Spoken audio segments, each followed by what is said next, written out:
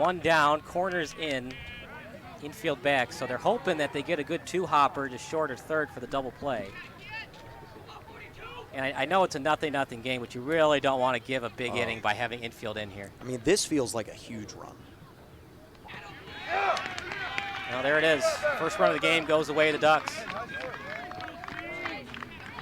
You give up another run here without getting it out, then you got to go infield in. But I think they're going to give it one more try.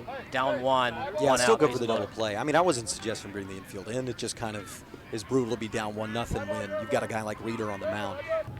One out, so the runners can't go on the pitch. Might be able to do a hit and run here. Fly ball, that'll at least score one, but there's a lot of topspin on that ball. Let's see where it lands. It indeed is caught, but it's a sacrifice fly, and another run for the Ducks. Just too deep to try to go home with that. You just got to cut it off and accept that another run scored. And Reeder helping himself, little sacrifice fly. So courtesy runner Phelan in. With 14U, they do courtesy runners, less than 2 out, keep the game going. Good at bat. It's going to be a tough play. Bare hands, he's got a chance. One hopper, and he missed. First baseman did not get off the bag, so runners get into scoring position, and there's the break that my partner was talking about. The Indians in business. Yeah, and that's just a tough play for Langen at first. What a play from the shortstop Reeder. Just grabbing it. That's a good throw. It's going to go in the book as an error on Reeder. But just nothing more you can ask from a kid on a bare hand throw that late. That's a tough pick from Langen at first. Nearly an impossible pick. Almost got it. It looked like it went through his glove. So close to being a major league level play, or at least a minor league level play. It would have been the major league level play from both short and first base. Here's a little liner to short, and they're going to say the runner collided with Reeder. Runner's got to go back.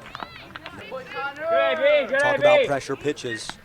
Lemont had a pressure situation with the bases loaded back in the bottom of the third. They kept Wheatland at just 2 runs there. Now can they turn this pressure situation with runners on second and third into a few runs for themselves? Fly ball, but it's going to be an easy play in right. So Lemont threatens, but they can't score. We go to the bottom of the 5th. Runners left at second and third here on SBS, the broadcasting network for everyone.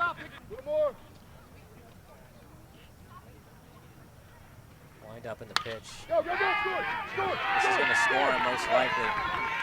Because it dies on the grass, no chance for the outfielder to get to that quick enough. That's practically a backbreaker for the Indians. Now 3-0. You need a 3-run homer to tie it.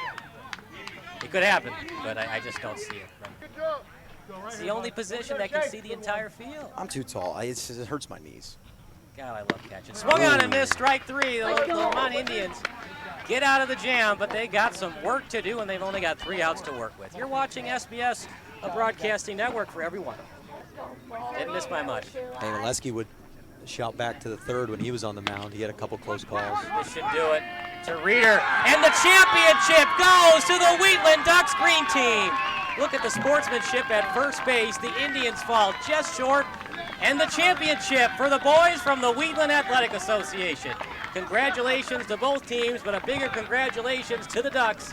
Final thoughts, Lucas, before we go to the postgame show.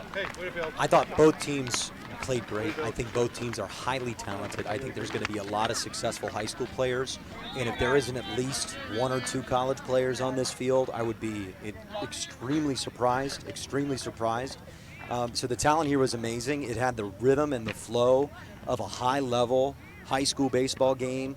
There were plays that were high-level professional plays. Really a great game from both teams. Lamont's just going to feel like there are 3 moments where if they would have been perfect, a little sharper, a little more on top of it, maybe things could have gone different. But Wheatland was a machine all year. Wheatland was a higher seed. Wheatland with those 2 arms, Reeder and Baca, that's a hard thing to go against. So we're going to take a break. Post-game interviews coming up next, brought to you by the West Suburban Baseball League. You're watching SBS, the broadcasting network for everyone.